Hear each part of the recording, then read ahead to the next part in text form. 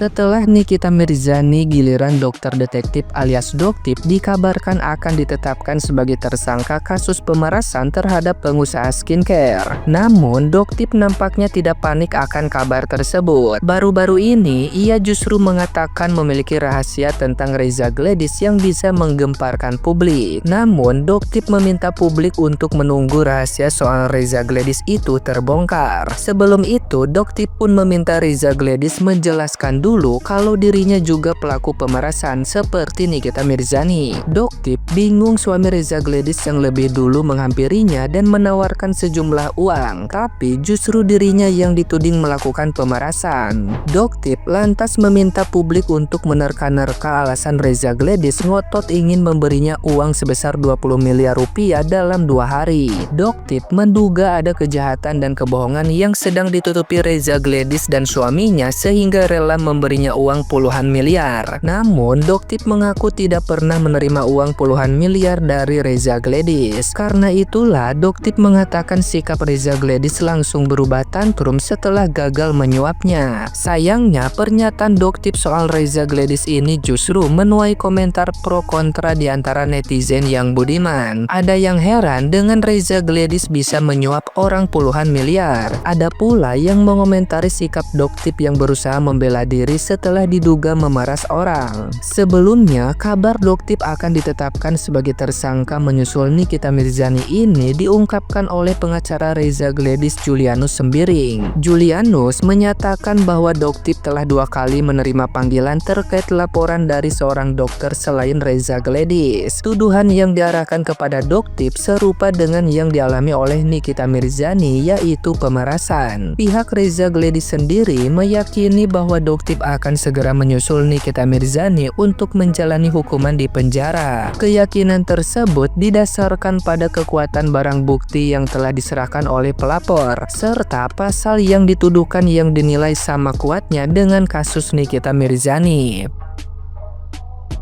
Nah, gimana nih menurut netizen yang terhormat? Silahkan berkomentar ya.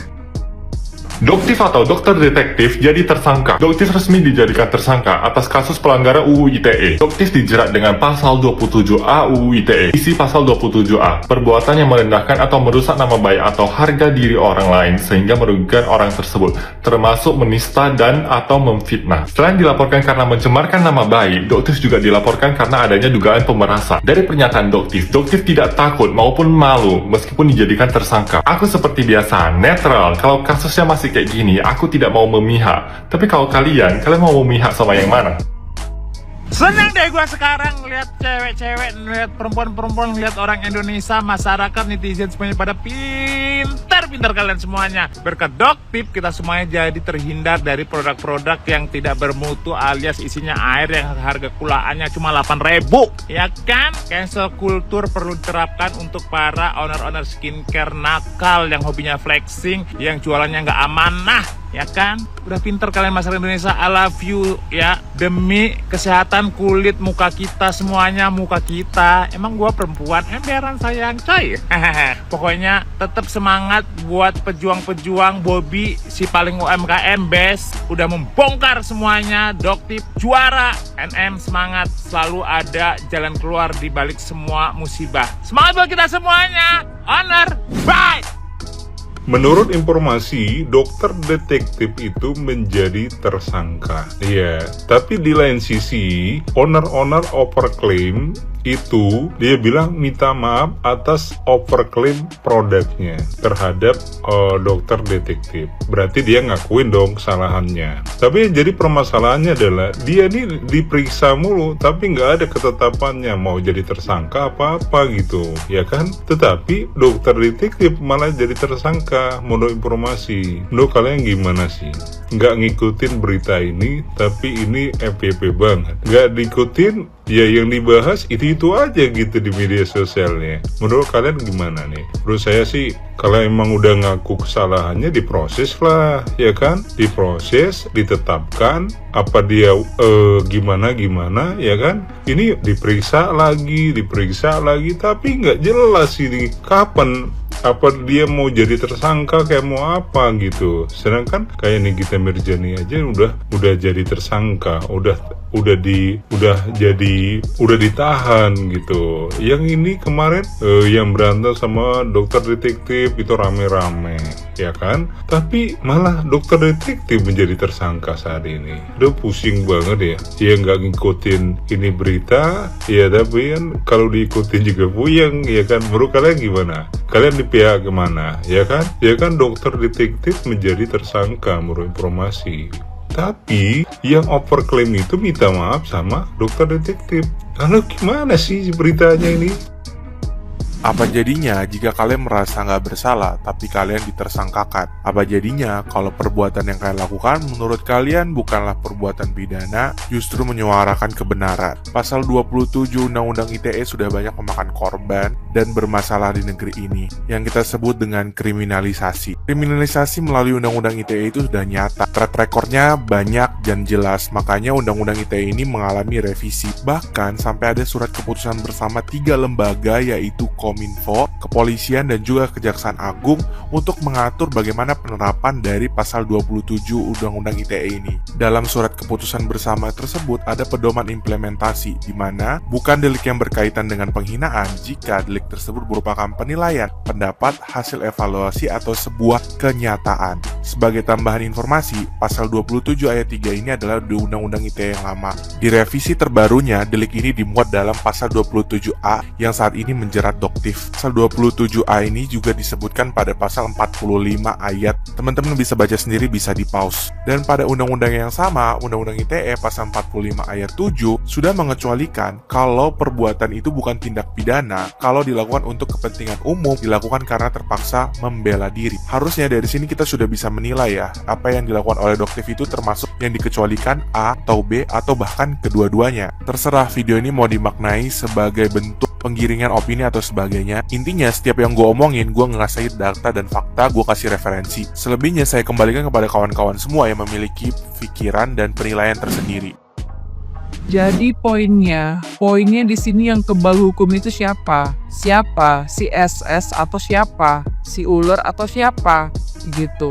Pertama, dia mengakui produk dia adalah produk overclaim, yang dimana dia menyebutkan di video terang-terangan, jelas sangat terang-terangan itu ya buktinya produk dia overclaim. Ingat ya, dan dia berjualan lebih dari 1 tahun. Jadi dalam arti udah banyak nih korbannya kalau dalam lebih dari 1 tahun dia berjualan. Mengerti? Lalu dia mengumrohkan atau memodalkan nih transgender lah, ibaratkan ada sangkut pautnya nih dengan dia. Dalangnya siapa? Dalangnya ini harus dicari tahu lah, ya dia dalangnya. Itu namanya udah lebih ke penistaan gitu. Jadi sekarang konsepnya yang kebal hukum itu siapa?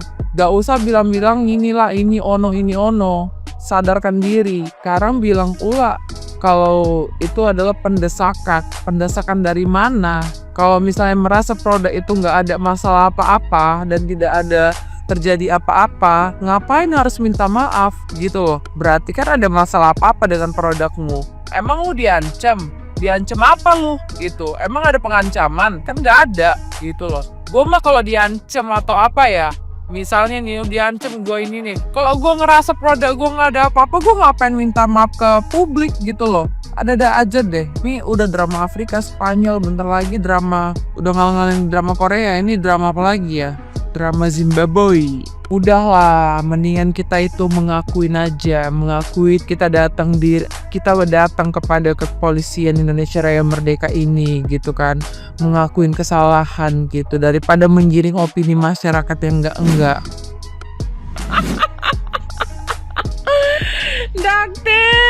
Doktif niatnya mau membongkar kejahatannya DRL, tapi malah membuka kartunya si Nikita Mirzani, dan sehingga kamu juga akan terjun ke kasus itu, Doktif.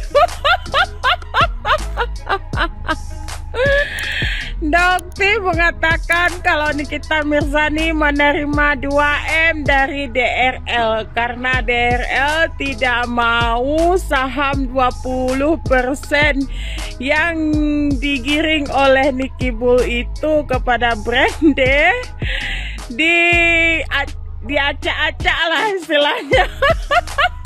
Tapi lo tahu nggak sih Dokter, lo ini udah nambah tugas penyidik, udah nambah bukti penyidik kalau kasus CNM ini akan semakin berat ya. Jadi penyidik akan menyelidiki 2M yang diberikan oleh DRL itu penyuapan atau pemerasan. Jadi unsur-unsurnya itu akan diselidiki kembali dan Anda akan semakin terjun dalam kasus ini.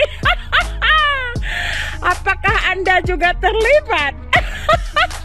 Mari kita saksikan sama-sama. Wadidaw dokter. Niatnya mau membela diri, tahu-taunya malah terjun payung.